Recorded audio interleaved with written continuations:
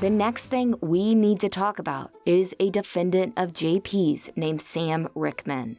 Sam is being represented by Micah's attorney, Regina Ward, and well, they have come out swinging, y'all. On Monday, Sam filed an answer and counterclaim to JP's complaint, and there are some bombshells in there. First, Sam denies the allegations in JP's complaint, including the address that JP gave to the court for Sam. Second, Sam, who says he was the guitarist and his family were loyal, active members who attended Solid Rock on a regular basis, has his own accusations to make. He refers to JP as the pastor, sole owner, and decision maker at the church. Sam says that JP asked to play in the church's band on Sunday, and that both Sam and his wife volunteered a lot of their time at the church and to JP, including providing JP and his family with barber services and JP's dog with grooming services.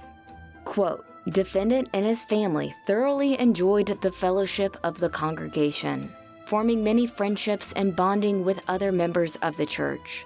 Both defendant and his wife had formed friendships with the plaintiff and his wife, the first lady of the church, Micah. Defendant and his wife always looked forward to attending services, felt blessed to be a part of it, and felt like they found their home church for life.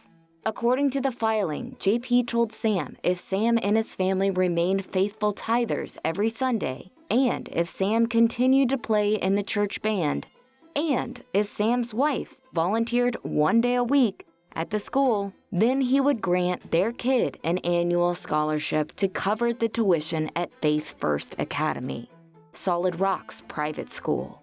That paragraph says it all, right? We don't get a whole lot of insight into church members who were utterly hurt by JP's actions. Despite JP's chaotic existence, which we know plenty about, there were actual people who found meaning in the church that they thought they were a part of. According to the counterclaim, Sam was occasionally paid by the church for his independent work, requested by JP and JP's father, Wayne Miller.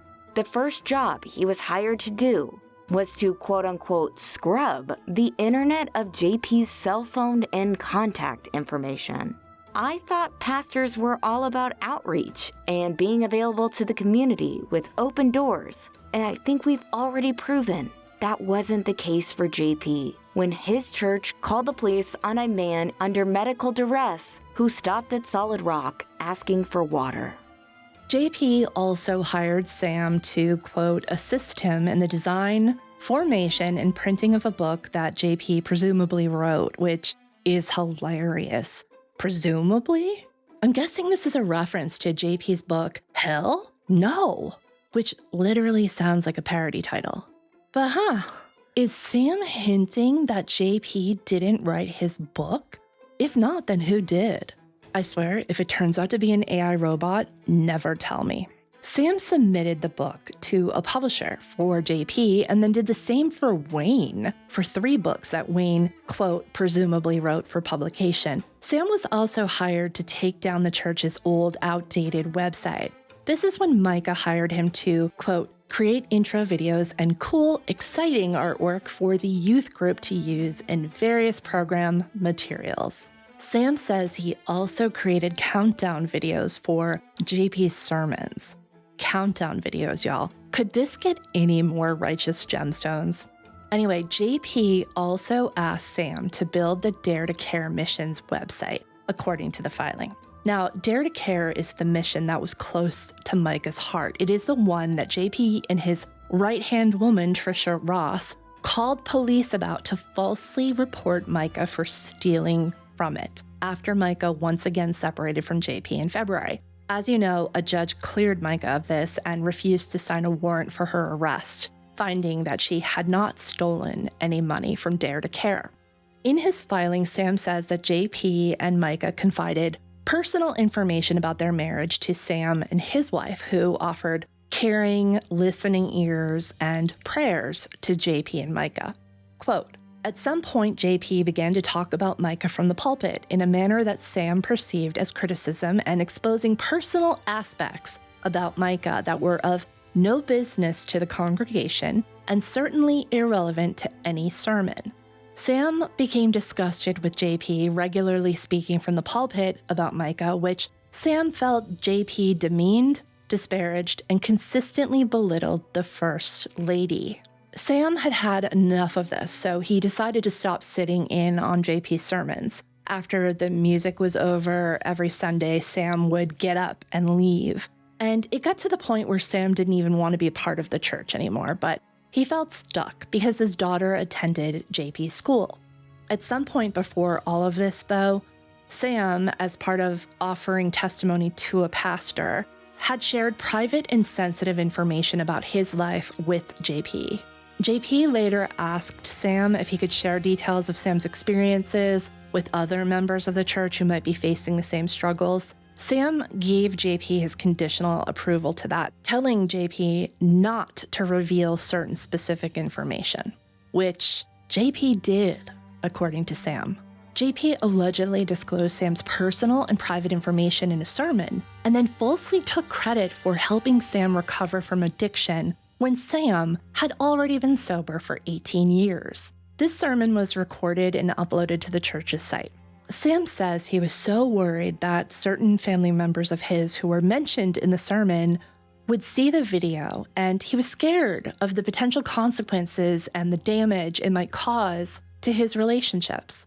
Later, JP would allegedly tell popular social media content creators on TikTok and YouTube that Sam was using illegal drugs while at the church. And JP allegedly told a former staff member that Sam is evil and should not be listened to. In his filing, Sam recounts the morning of April 28th, the day after Micah's death, when JP gave his bizarre, quote, lighthearted sermon filled with jokes and laughter that ended with the announcement of Micah's death and how she died. Almost immediately, Sam says, the sermon went viral and was met with empathy and outrage. Despite all this, Sam says, JP went to band practice at the church 3 days later, where he again gave people details of Micah's death. He told the people at practice that the public's reaction was the work of the devil and told them that it would blow over in 2 weeks. Disgusted and embarrassed by JP's behavior, Sam and his wife left Solid Rock and joined another church. May 1st, 2024 was the last time Sam ever initiated contact with JP, according to the filing. 4 days after this, Sam attended the first protest, which again had permits through the city, according to the filing. Sam says he sat in his car across the street from the church and did not leave his vehicle. He said he was in mourning for Micah and in disbelief over her death. Later that month, Sam posted on Facebook a response to the people who were asking, why didn't church members do more to protect and help Micah? In that post, Sam said he and his wife had gone to the elders of the church before Micah died to express their concerns, and after she died to share what JP had told them at that May 1st band practice. On June 2nd, Sam attended and peacefully participated in another permitted rally across the street from the church, according to his filing. Despite leaving Solid Rock, Sam and his wife decided to keep their daughter, who was set to be on the honor roll and receive recognition for her achievements, in school to finish out the year. Just before the ceremony, though, Sam says they were told that due to, quote, an internal issue, their daughter was no longer going to be on the honor roll, and their daughter's name ended up never being called to receive the recognition she was due, according to the filing. Sam believes that that was retribution for them leaving the church. Now, none of that is terribly surprising, right? But if true, it would all be confirmation of so many of the things that we've heard about how JP was running that church. But the next thing I'm going to tell you is pretty shocking. 3 days before Micah's death, Sam says that JP texted him to ask him to revise the Dare to Care website and, quote, put as big as possible on the site dedicated to Micah Miller. Eerie, right? And suspicious. 3 days before Micah's mysterious death, and JP wanted the Dare to Care website to be dedicated to her? Was he messing with her? Was this a way to weaken her resolve in the divorce? Or a cheap trick to show he still wanted her involved in his life and the church? Or was it something more sinister? Because that's an incredibly hard thing to explain to police, in our opinion. JP was, in essence, setting up a memorial on a website for a mission Micah treasured before she died. Either JP Miller has terrible luck in timing, or there is something very nefarious happening here. After Micah died, on May 22nd, JP texted Sam and demanded he remove some of the photos on the Dare to Care website because, quote, his lawyer told him there should not be evidence of association with a certain person. Sam doesn't say who that person was, so was it Micah, or was it perhaps the sex offender who had been working for the church? Sam says he told JP he wasn't comfortable doing that for him. And in response to that, Sam says JP attempted to create anxiety and fear by threatening that Sam would have to pay back the money JP had paid him to create the website in the first place. Then, according to the filing, JP told Sam that if he didn't make the changes, Sam would have to pay back the scholarship for Sam's daughter. Sam and his wife had already done the work per the agreement. It was the end of the school year, and JP was using this as leverage to get what JP wanted done. A week after that, JP then sent Sam a cease and desist letter through his attorney.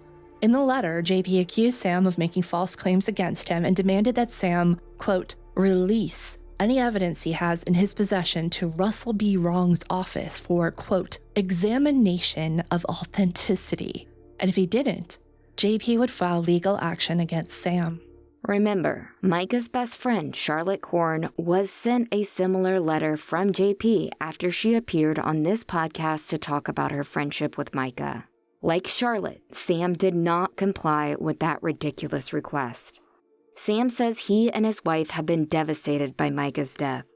And since that time, he has posted positive messages about Micah on social media, hoping to keep her memory alive so people will know her as she was and not as the person JP tried to make her out to be. In the post, Sam says that he has never mentioned JP or alluded to him, nor has he ever restated any of the allegations against JP. Sam says he also curated a website for Micah celebrating her and honoring her kindness and loving nature through photos. He says he's posted about the Justice for Micah movement, which aims to bring awareness to domestic violence and educate the public on coercive control. He has also helped the Francis family design banners, t-shirts, and other signs for the Micah Festival, which was held in November, which, Sam says, had nothing to do with JP. Sam is also the creator of the Micah Ducks campaign, where little purple ducks have been hidden locally and internationally by people hoping to keep Micah's memory alive. People who find the ducks then post about them online. Sam says he has done all of this for free and does not make money off of any of it. Now, here is the kicker. Sam ends his counterclaim by saying that in the light of the FBI's investigation into JP, Sam believes that JP is concerned about what he and his wife can attest to regarding JP's relationship with Micah and his behavior over several years. Sam believes, quote, this frivolous lawsuit is an effort to further intimidate and silence him, especially if JP believes Sam's relevant information for the FBI investigation.